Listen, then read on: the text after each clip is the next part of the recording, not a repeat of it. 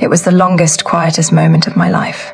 My lover, Charlie, and I were lost in our stolen pleasure, when suddenly the door handle depressed. It paused, a terrifying hesitation. Before softly clicking back into place, footsteps receded down the hallway. It was my husband, Fane. He stood right there, fully aware of what was happening inside. Yet he chose not to open that door. A chill ran down my spine. That silence was far more terrifying than any scream, for I knew that the man who spent his life studying bacteria under a microscope was examining me now, coldly, clinically, like a stain in a petri dish. Not long ago, to escape my mother's incessant nagging about my spinsterhood, I had married the silent bacteriologist in haste, disposing of myself like unsold inventory. I thought marriage was merely a change of venue for my life as a social butterfly. Even in distant Shanghai, I still craved parties, flowers, and flattery. Then came Charlie Whitty. Charming Charlie, he fed my shallow fantasies of romance, and I deluded myself into thinking I had found true love. But I was wrong. Terribly wrong. Fane's revenge was precise and cruel. He offered me two choices: face a scandalous divorce for adultery and be ruined, or accompany him to Meitanfu, a city ravaged by cholera, full of hope. I went to Charlie, believing the man who claimed to love me would whisk me away. Yet, at the mention of divorce, the look of embarrassment, evasion, and even a hint of annoyance on his face instantly shattered my naivety. And so, like a doll drained of its soul, I boarded the sedan chair bound for the plague zone, Meitanfu, a corner of the world forgotten by God. The air was perpetually thick with the stench of burning corpses and the stinging scent of quicklime. Fane hadn't brought me here to live, nor even to save lives. He brought me here for punishment.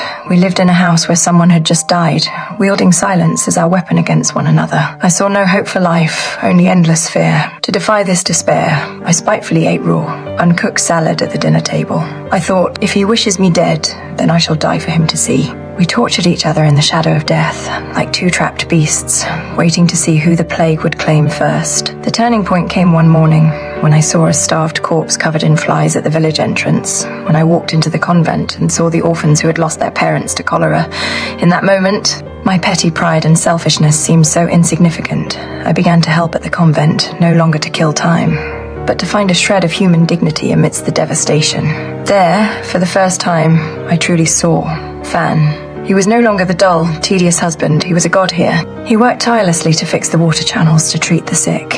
In the eyes of the refugees, this silent Englishman radiated a holy light I had never seen before. He loved the people of this land so deeply, even though they viewed him with misunderstanding and hostility. That day, as I played the piano, I turned to see him standing at the door, his eyes revealing a long-lost tenderness.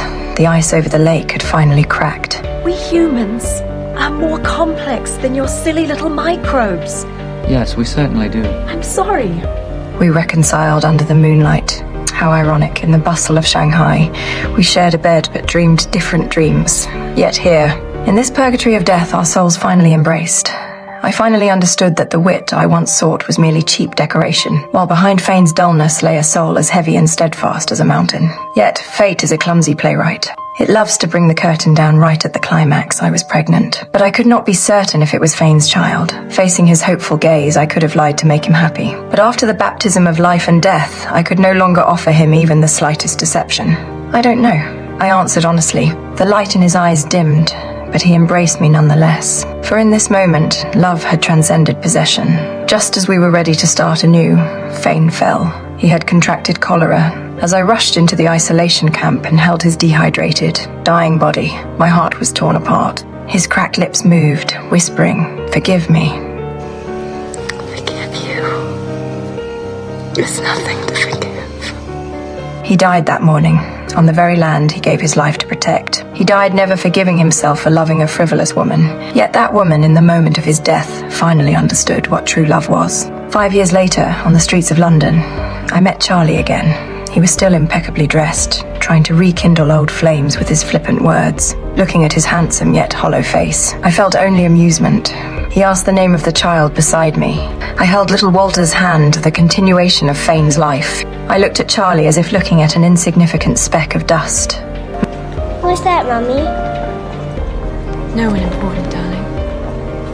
The poet Shelley once wrote, "Lift not the painted veil which those who live call life." I had woven a gorgeous veil of vanity, blinding myself, mistaking a cheap illusion for a precious gem. But Fane, with his life, tore that veil away brutally yet tenderly, forcing me to see the cruelty of life, but also the nobility shining like gold, deep within human nature.